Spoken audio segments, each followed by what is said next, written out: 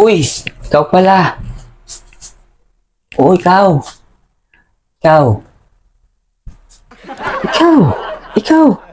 Ikaw nga. Ikaw. Ikaw. Ikaw.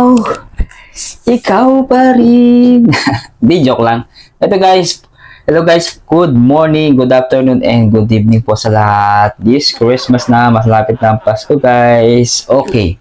For today's video guys, pag-usapan natin kung para sa'yo talaga. Okay. Kung para sa'yo talaga yan guys. For today's video nga, pag-usapan natin kung para sa'yo talaga ang ma-monetize dito sa Facebook guys. Ito nga, sabi ko nga po sa inyo, sa akin guys, nagkaroon po ako ng live ads after ilang taon talaga, ilang buwan, almost 6 months ako naghintay, pero hindi ako nawala ng pag-asa kung para sa akin.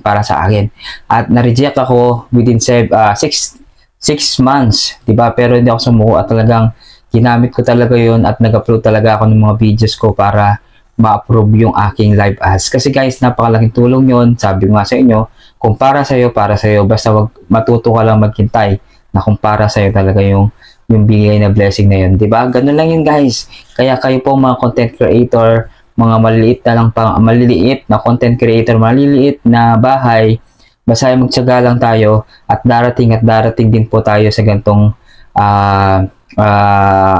pangarap. Ganito rin yung mangyayari po sa atin. Kasi hindi naman po ako nagmamadali. Dati nagmamadali ako, pero ngayon kasi kailangan dahan-dahan, step by step yan guys.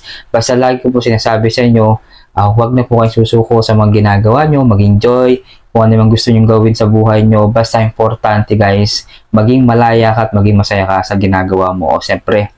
At siyempre guys, ito po yung masasabi ko po sa inyo, sa lahat ng mga, kung iniisip mo lang puro kita-kita, kailangan din po kapag na-monetize ka na guys sa lahat po ng mga tools, siyempre ay hindi naman basta-basta monetize guys. Kailangan mo paghirapan, kailangan mo gumawa ng content na engaging at gumawa ng content na magbigay ng informative sa mga lahat ng sa mga viewers mo, sa lahat ng mga tao, sa lahat ng mga followers mo, at sa lahat ng mga bagong followers mo. Ganun lang po kadali yan guys. Basta isipin mo na nagbibigay ka ng kaalaman sa mga tao at nagbibigay ka ng entertainment sa mga followers mo. Yun lamang po, at sana'y may natutunan kayo sa video na to guys. Ang always sinasabi ko po, matuto tayong maghintay kung kailan kung para sa'yo. Okay? Matuto tayong maghintay kung kailan tayo ma-monetize. Basta importante guys, enjoyment is the best. Okay?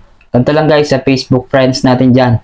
Mega love shoutout po sa inyo lahat, and shoutout po sa lahat mga team. So, may shoutout sa aking mga followers guys. Maraming salamat po. Ayan. Huwag niyo mo kakalimutan guys yung aking t-shirt. For only 499 kung gusto po mag-avail for my t-shirt for a cause. Okay, thank you, and don't forget to like and share. Ito po muli si Edward Lacsina, Kapugi ng Tarlac City. Bye!